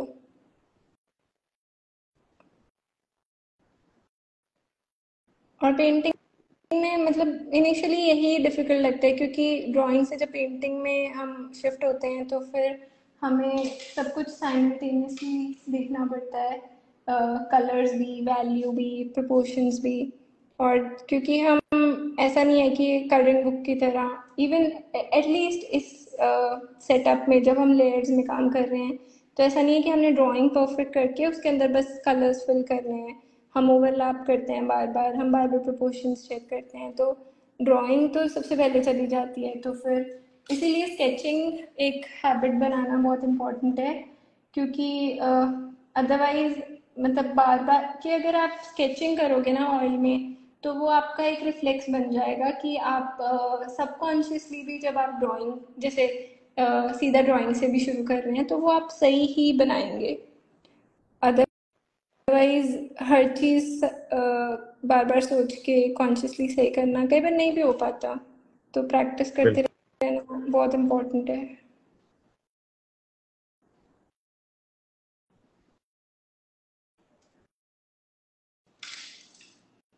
शशांक शुक्ला के भाई कोलेक कर लिया ब्रो, कर लिया। क्या सर? कुछ नहीं, वो नीचे शशांक जी का भी मैसेज था। अच्छा। जितने भी व्यूअर्स देख रहे हैं मैं बता दूं, कभी एक नई शुरुआत हमने करी है, मैंने और शशांक शुक्ला जी ने जुड़ के, कि अभी अच्छा अच्छा। ट्रेवलिंग का एक प्लान किया है कि एक आर्ट ट्रेवलिंग हो, जिसमें ये 2 से 3 दिन हम बाहर कहीं पे भी जाएं, वहीं काम करें, वहीं रुकें, पूरा ऐसा अरे कुछ प्लान बहुत सही किया। है। तो पहली जो जगह देखी है वो मेरे राजस्थान में पुष्कर देखी है हमने, जनवरी के अच्छा। आसपास आई थी। जनवरी के आसपास या दिसंबर लास्ट तक हम प्लानिंग कर रहे हैं कि एक इवेंट करने वाले हैं। बहुत बढ़िया इनिशिएटिव है सर। हाँ, बड़े परेशान से हो गए, नौकरी वोकरी चलो चल रही है तो थोड़ा बहुत स्पेस भी दें। सर कई बार फ्रीलांस काम करते हैं ना, जैसे जब स्कूल कॉलेजेस में होते हैं ना तो एक हाँ। कम्युनिटी होती है, तो कॉलेजेस में भी नहीं, एक आर्ट कम्युनिटी होती है। एक सीरियस बात बताऊं, जब फ्रीलांस आर्टिस्ट और मित्रों को देखते हैं तो कभी कभी जलन होती है, कभी कभी ऐसा लगता है कि यार कितने आजाद हैं। मतलब जैसे संडे को है, संडे नाइट है, मतलब सैटरडे चलो ठीक है, संडे तो नाइट एक साथ बैठे हैं, तो मेरा ये रहता है कि अरे मुझे निकलना है, मुझे जाना है, मेरा कल कॉलेज। और वो ऐसे बोलते अच्छा। हैं कि अरे रुक क्या क्या है बस। तो उनके लिए बहुत छोटी बात है, क्योंकि उन्हें कल कहीं नहीं जाना, क्योंकि वो अपना काम अपने स्टूडियो पे करें। हाँ, ये भी बात सही है आपकी। एक वो सुख तो है फ्रीलांस का। मैं ये कह रही थी कि जैसे स्कूल कॉलेजेस में फिर भी एक कम्युनिटी होती है तुम्हारे साथ आसपास, तो तुम मोटिवेटेड रहते हो, तुम काम करते हो, एक दूसरे को देखते हो या डिस्कशन करते हो आर्ट के बारे में। बट फ्रीलांस अगर जैसे लुधियाना यहाँ पंजाब की बात करें तो मेरी सिटी में मैं अभी तक भी उतने आर्टिस्ट को नहीं जान पाई कि जिनके साथ बिल्कुल। मैं रोज काम कर सकूं या आर्ट की बातें कर सकूं। मेरे लिए ऑनलाइन ही एक ज़्यादा अच्छा जरिया है अभी तक तो। नहीं, तो वो बेस्ट है, वो बेस्ट है। और मैं हाँ एक चीज बताऊं, अगर आप वहां ना होकर अगर अभी दिल्ली होती, हाँ अगर दिल्ली साइड होती, तो नो डाउट अभी बहुत फर्क पड़ता, बहुत ही फर्क पड़ता, हाँ होता सर। जगह का सही बहुत बात है। बहुत फर्क पड़ता, पर बहुत जैसे ज्यादा फर्क। आप जो इनिशिएटिव ले रहे हैं ट्रैवल का और पेंट का, वो बहुत एक अच्छी चीज़ है, क्योंकि मैं भी चाहती होती हूँ कि ऐसी कोई अपॉर्चुनिटीज़ आए जिसमें सारे आर्टिस्ट मिलके बैठ के दो बातें कर सकें और साथ में पेंट करें, जल्दी एक दूसरे को देख के तुम्हारा। जल्दी जल्दी ही ऐसा एक मौका दूंगा, चिंता ना करो, जल्दी एक वर्कशॉप वगैरह कुछ होगा। तो अब जहन में है, पता क्या होता है कि जहन में कुछ लोग कभी कभी होते हैं, कभी निकल जाते हैं, तो अभी जहन में है। बढ़िया, तो अगली बार जब भी कुछ होगा ऐसा तो मैं आपको इन्फॉर्म जरूर करूंगा। बिल्कुल। ये मैं थोड़ा सा हाँ, ठीक है ऐसे ठीक है। क्लियर है सर वीडियो? बिल्कुल। ठीक है।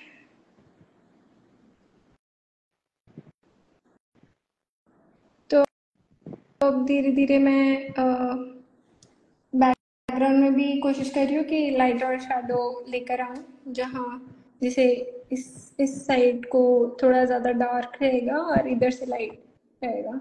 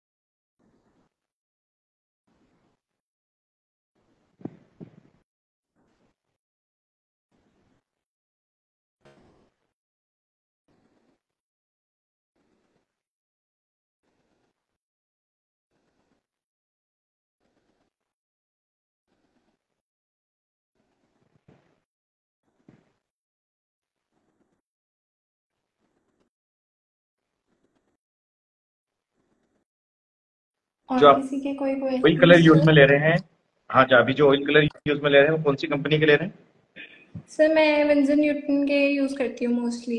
हैं? जैसे अगर मैं बात करूं बिगिनर के लिए, तो क्या वो कैमलिन से स्टार्ट कर सकता है?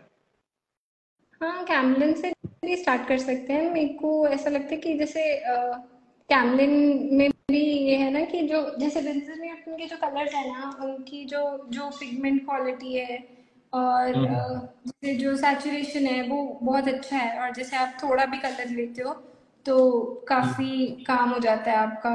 पर काफी यही अगर कैमलिन काफी का, एरिया कवर करता है वो, है ना? हाँ, क्योंकि उसकी सैचुरेशन या उसके पिगमेंट क्वालिटी इतनी बढ़िया है कि आप थोड़ा भी कलर लेंगे। अब जैसे मैं अगर येलो अगर थोड़ा भी लेती हूँ तो उसके बदले मुझे काफी वाइट मिक्स करना पड़ता है ताकि मैं उसको वो करूँ, लाइटर टोन में लेकर आऊँ। जैसे अदरवाइज अगर मैं कैमलिन की यूज करूंगी तो उसकी जो कलर की जो रिचनेस है उसमें फर्क है। और आप ज्यादा colour like you and up using more colour, तो मुझे ऐसा लगता है कि कैमलिन के कलर्स ऑल्दो कम एक्सपेंसिव है, बट फिर वो बात वहीं आ जाती है एक तरह से।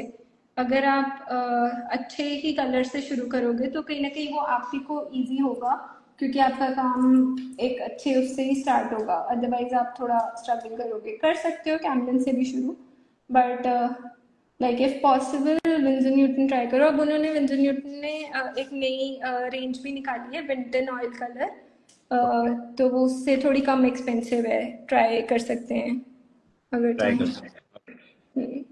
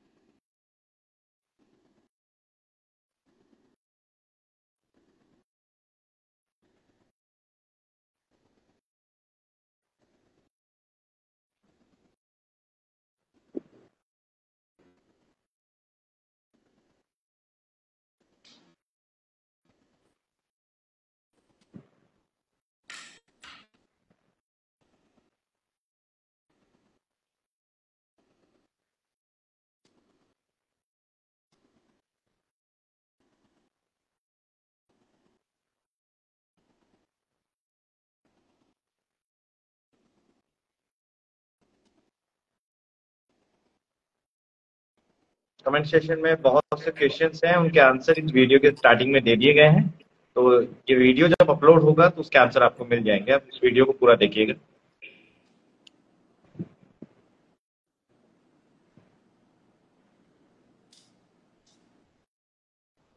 और ये वीडियो इंस्टा पे भी अवेलेबल रहेगा और यूट्यूब पे भी, ठीक है, तो आप देख सकते हैं जाके।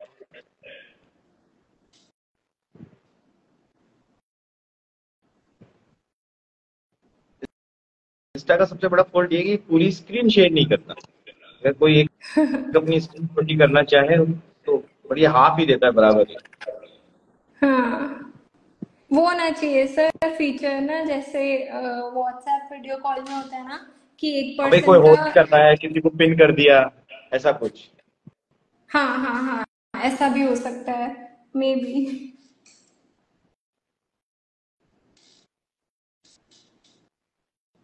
पर ठीक है, अब मैंने एक बार कर लिया है, maybe I keep doing this.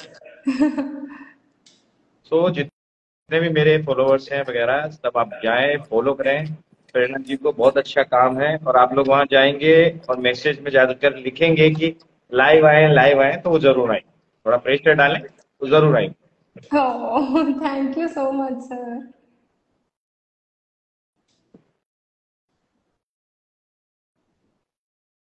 आपसे ये सब सुनना, it's really a huge huge compliment sir.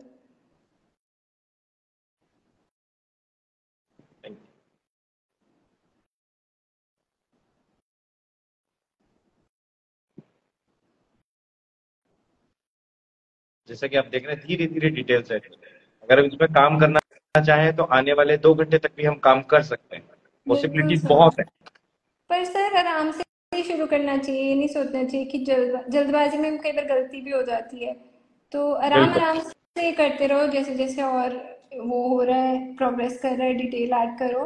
पर जैसे जैसे आप और श्योर होते जा रहे हो बेसिक एक स्ट्रक्चर के बारे में कि अब शायद ठीक डायरेक्शन में जा रहे हैं काम, तो आप और डिटेल ऐड करते रहो। और एक ये अच्छी एडवाइस होगी कि आप एक जो डार्केस्ट है और लाइटेस्ट साइड में लगा सकते हो, और आप बार बार कंपेयर कर सकते हो। कई बार हम काम करते करते रियलाइज नहीं करते और डार्क्स में लाइट्स मिक्स हो जाते हैं और वो मिड रेंज में आ जाता है। बट ऑयल बिल्कुल पेंटिंग की रेंज बहुत ज़्यादा होती है, पेंसिल और चारकोल से भी ज़्यादा होती है।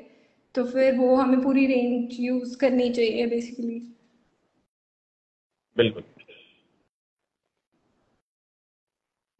तो इसीलिए मैं बार बार जो लाइट्स हैं, जो भी मेरा लाइटेस्ट लाइट है और जो डार्क है, उसको दोबारा लगा रही हूँ। देखो अगर मैं दोबारा लगाती तो मेरे को पता लगता है कि क्योंकि मैं बार बार ब्रश स्ट्रोक्स लगा रही हूँ कोई लाइट ब्रश स्ट्रोक के कारण, वो बार बार से लाइट हो रहा है। तो फिर बार बार उसको सही करेक्ट करना ज़रूरी है। और जैसे अगर लग रहा है कि नहीं जा रहा ब्रश स्ट्रोक उसके ऊपर, तो जैसे मुझे ज़रूरी नहीं कि मुझे वो एक ही सेशन में फिनिश करना है। What I will do is कि मैं उस काम को यहीं छोड़ दूँगी और ड्राई होने का वेट करूँगी। तो जैसे वो ड्राई हो जाएगा, तो फिर आप फ्रेशली उसके ऊपर डार्क्स और लाइट्स जब अप्लाई करोगे तो वो बहुत इजीली अप्लाई होगा। अब भी जैसे अगर मैं इसको कुछ करना जा रही हूँ तो उसमें से लाइट इसमें आ रहा है, तो कई बार नहीं वो अचीव हो पाता जो आप करने का ट्राई कर रहे होते हो। बिल्कुल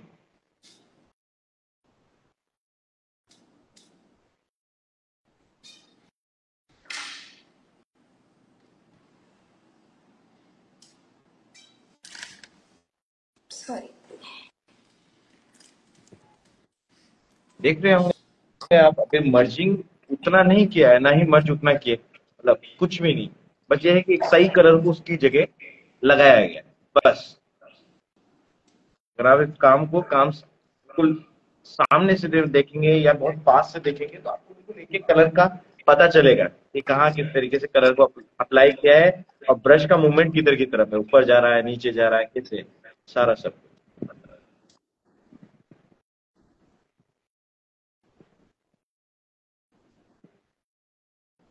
कभी भी किसी आर्टिस्ट का डेमोन्स्ट्रेशन देखो तो कोशिश ये करो, जितने भी लोग देख रहे हैं, तो उसकी पैलेट को देखो, उसके ब्रश के ट्रीटमेंट को देखो, कि बाद में क्या अप्रोच, मतलब उसका अप्रोच का तरीका भी जरूर देखना है। एक बार ट्राई करो कि तुम करते हो और वो जो उस आर्टिस्ट ने किया उसमें क्या अंतर है।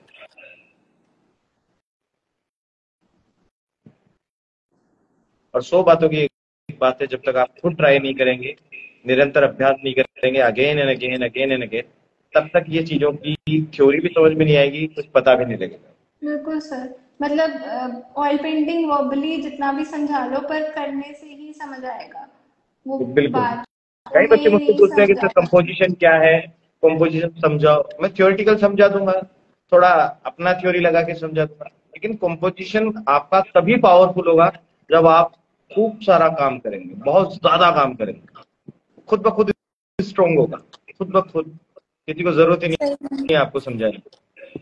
सही में। पहले सर मैं जब प्लेन एयर के लिए जाती थी, मतलब आउटडोर पेंटिंग के लिए, मैं यही सोचती थी कि आर्टिस्ट कैसे डिसाइड करते हैं कौन सा फ्रेम ले, कहाँ खड़े होके पेंट करे, क्या चीज़ पेंट करे।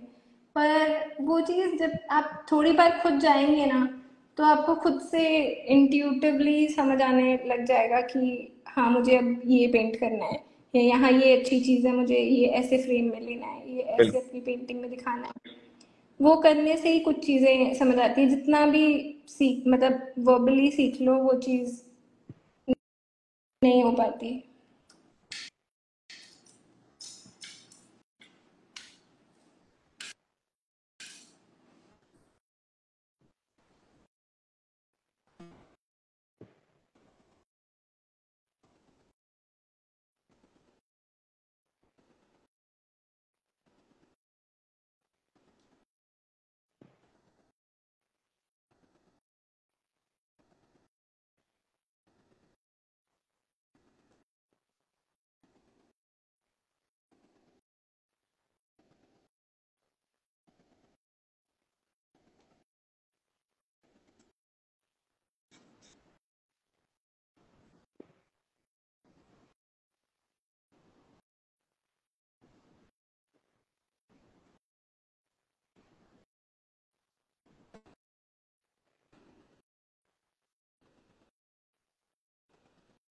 बहुत ही जबरदस्त।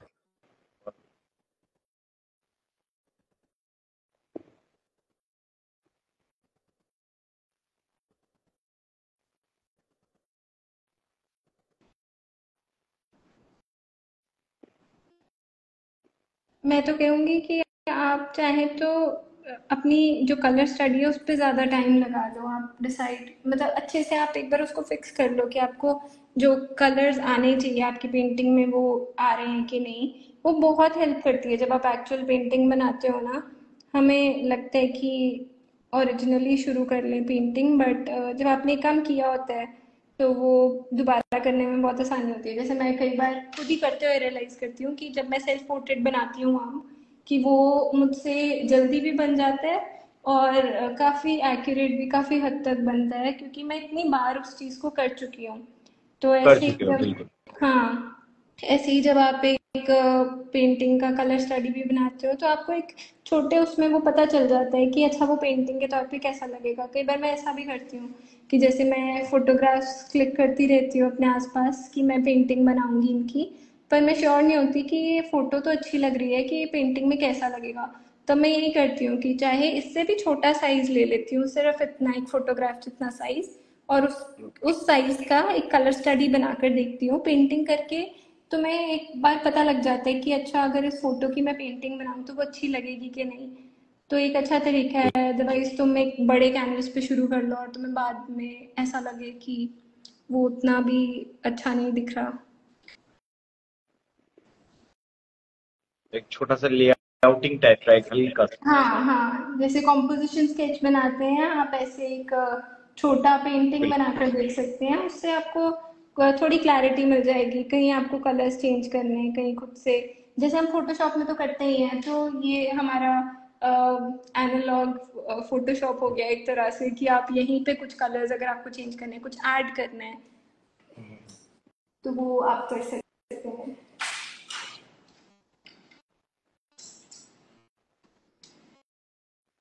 मुझे just अभी रियलाइज हुआ, एक डिटेल रह गई।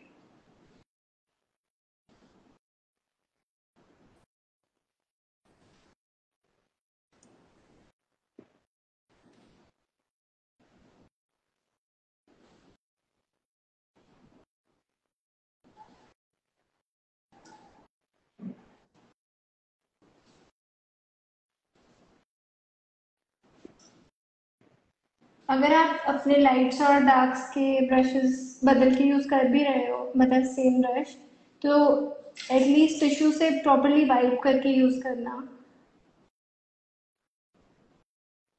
ताकि पिछला कलर ना आए तुम्हारे नेक्स्ट कलर में।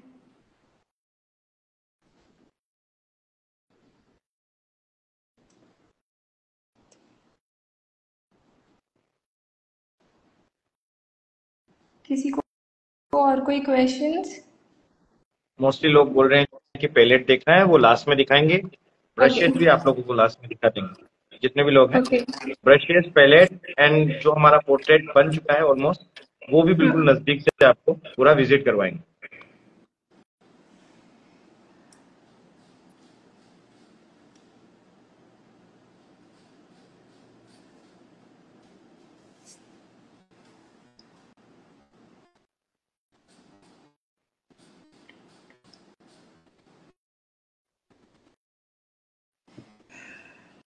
ठीक है, बस ये करने के बाद हम थोड़ा एंड के टूवर्ड्स मूव करेंगे।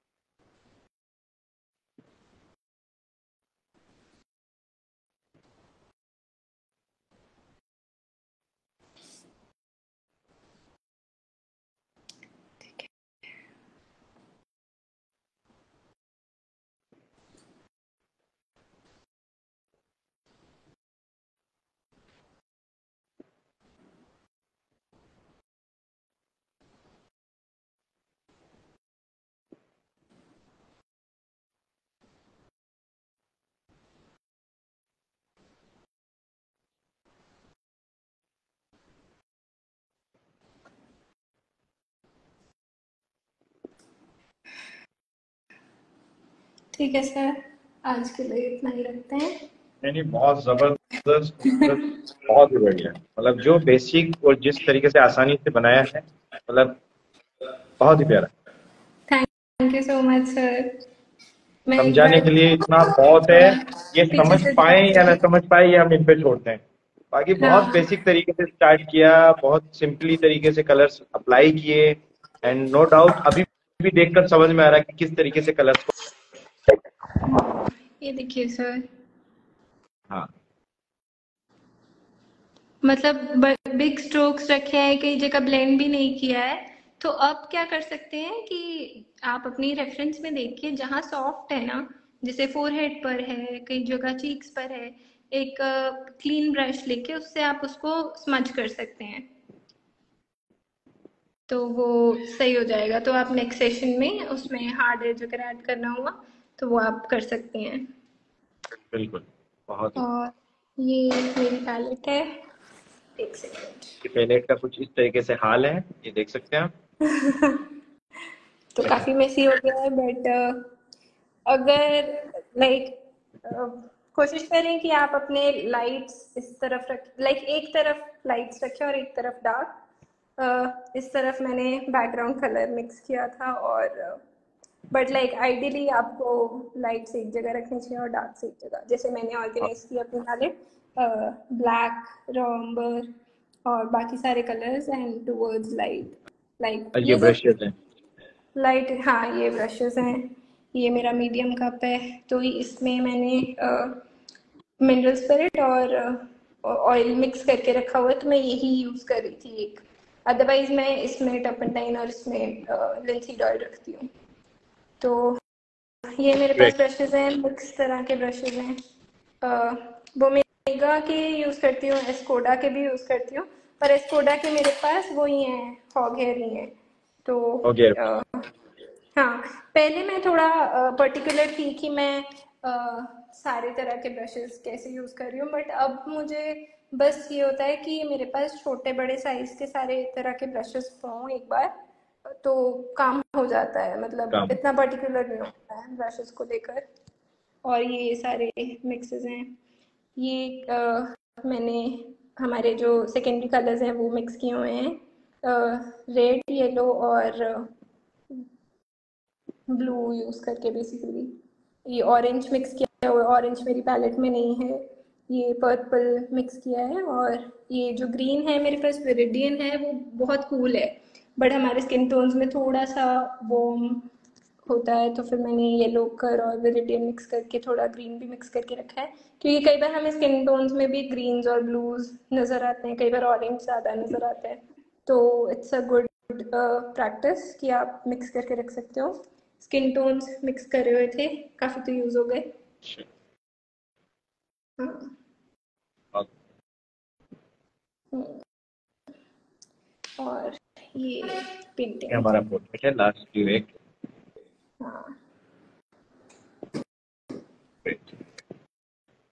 सो कमेंट सेक्शन में बाकी बताएं आप लोगों को कैसा लगा। एंड ये हाँ वीडियो बिल्कुल यहाँ भी ज़रूर। सेव रहेगा, यूट्यूब पे भी सेव रहेगा, आप जाकर देख सकते हैं। हाँ, बहुत अच्छा लगा सर आपके इस साथ श्याम लाइक श्याम कौन है ये? कौन? कमेंट सेक्शन में है, कोई नहीं, छोड़ो। ओके। तो अगर किसी को कुछ पूछना हो, आप वीडियो का मैसेज सेंड कर दें, उधर प्रेरणा जी की तरफ से एक्सेप्ट होगा, क्योंकि इंस्टा पे लाइव आज उधर ही से आए, है ना। अगर किसी को कुछ पूछना हो, देखो अभी, देखो हाँ, अभी देखो कितना क्लियर है, अभी बहुत क्लियर है। अच्छा, अभी क्लियर दिख रहा है सर? हाँ, अभी क्लियर दिख रहा है, बीच में थोड़ा सा वो ब्लर हो गया था, बट थोड़ा वो अच्छा, कमेंट सेक्शन में आप देख सकते हैं बच्चों को कितना अच्छा लगा। Very good. Thank you so much everyone जिसने भी ज्वाइन किया। मुझे बहुत अब बहुत अच्छा लगा प्रेरणा आप जी सब रेगुलर आए। आएंगी लाइव, हाँ। तो आप जाएं और देखें, है ना। हाँ जी, मैं बच्चों को कह रहा हूँ कि प्रेरणा जी डेली लाइव, डेली तो नहीं, लेकिन जब जब समय मिलेगा वो लाइव आएंगे, तो जाएं और जरूर देखना। बिल्कुल, thank you so much sir. So Prerna ji, अपना ये कैमरा इधर की तरफ कर लेना बात, एक लास्ट, हाँ जी, एक जो सेकेंड। एक औपचारिकता है वो पूरी कर लें। हाँ जी, अगर थैंक यू किसी को सो मच सर, पूछना हो, एक बहुत बार अगर अच्छा आप देख रहा। सकते हो, वहाँ नीचे कमेंट सेक्शन में उधर रिक्वेस्ट होगी शायद वीडियो की, देखो आप शो कर रहा हाँ हूँ। जी सर, काफी सारी रिक्वेस्ट है पर कैसे एक्सेप्ट, मतलब एक एक करके एक्सेप्ट हो सकती है, कैसे करनी डीपी से चाहिए? देखो, डीपी से थोड़ा सा सिलेक्शन करो कि जिसकी डीपी थोड़ी सिंसियर दिखे, उसे एक्सेप्ट कर लेना, कोई भी हो। ठीक है, ठीक है सर। एक साथ 2 से 3 को एक्सेप्ट करो, जब जाके कोई एक ज्वाइन हो पाता है, क्योंकि इंस्टा में ग्लिच वगैरह रहता है थोड़ा सा इस चक्कर में। अच्छा,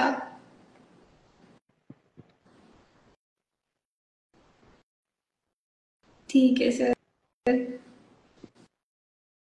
अगर कोई हो पा रहा है तो ठीक है।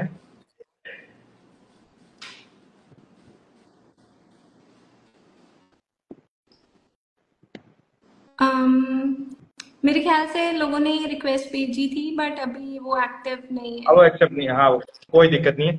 चलो, सेशन बहुत हाँ, जबरदस्त था, and thank you so much कि एक बार कहने पे आप thank I, you so much and sir. बहुत बहुत शुभकामनाएं। अरे बच्चा आया, कोई बच्चा आया। नमस्ते हेलो। सर। हेलो, नमस्ते मैम। नमस्कार बेटा। बेटा कुछ हेलो। पूछना हो पूछो, जल्दी।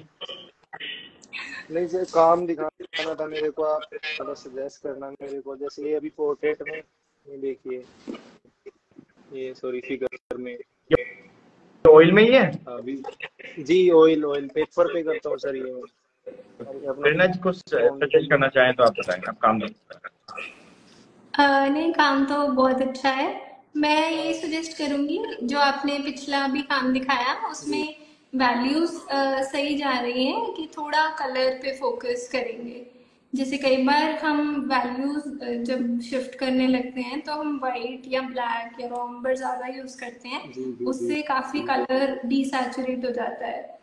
तो काफी अच्छा है वैसे। जैसे शैडोज में भी थोड़ा कलर लाने की ट्राई करें। जब हम शैडो पेंट करते हैं, कई बार हम क्या करते हैं कि हम ब्लैक और रॉम्ब और सीधा मिक्स कर देते हैं ताकि वो डार्क हो जाए। पर ट्राई करो कि जो आपके पैलेट में और कलर्स हैं, जैसे कि विरिडियन ब्लू, क्रिम्जन, वो सब मिक्स करके एक डार्क कलर बनाएं, क्योंकि शैडोज में भी काफी कलर होता है, ध्यान से देखेंगे तो ओके। ये काफी अच्छा लग रहा है। कलर्स भी बहुत अच्छे हैं, ये भी बहुत अच्छा है। ये रिसेंट में हुई। ये ये भी काफी ऑयल अच्छा में कर रहा हूँ, ये पेपर पे करता हूँ ये सारा। एक ये स्टिल लाइफ किया था जस्ट। बेटा अभी कॉलेज काफी अच्छा है। में हो? नहीं सर, मैं आपसे ही सीखा है सर, देख देख के इंस्टाग्राम से ये सब। Okay okay okay. कॉलेज नहीं किया बहुत अच्छा कर रहे हो, वेरी गुड। बस करते रहो रेगुलर, है ना। अच्छा कर रहे हो, जबरदस्त, जी। बहुत बढ़िया, है ना। God bless you.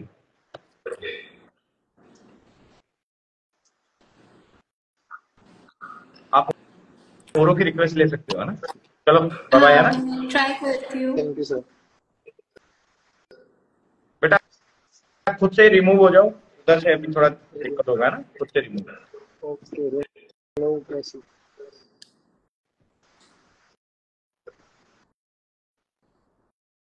प्रेरणा जी आप कर दो उधर से रिमूव, हाँ हो जाएगा। अभी कोई और आ रहा ओके। है? हाँ हो गया।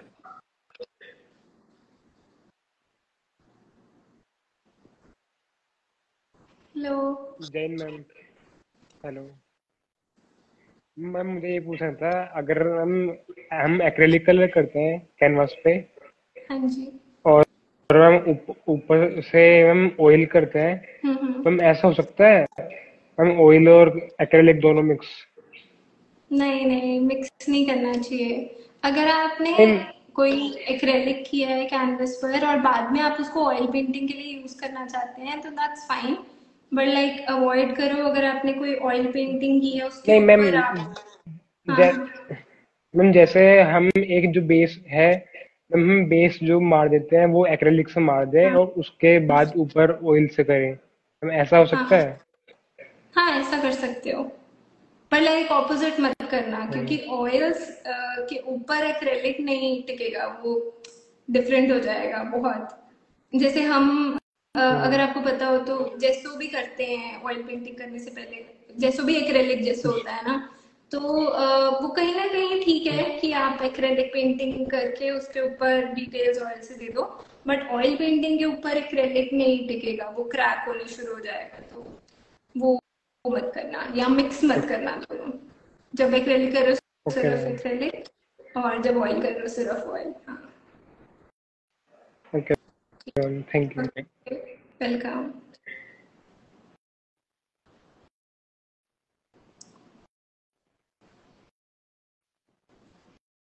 ओके, चलो अभी आई हाँ थिंक बहुत लेट भी हो रहा है, और पता है क्या, इंस्टा हाँ, पे कभी कभी ग्लिच आ जाता है और वीडियो सेव नहीं हो पाता।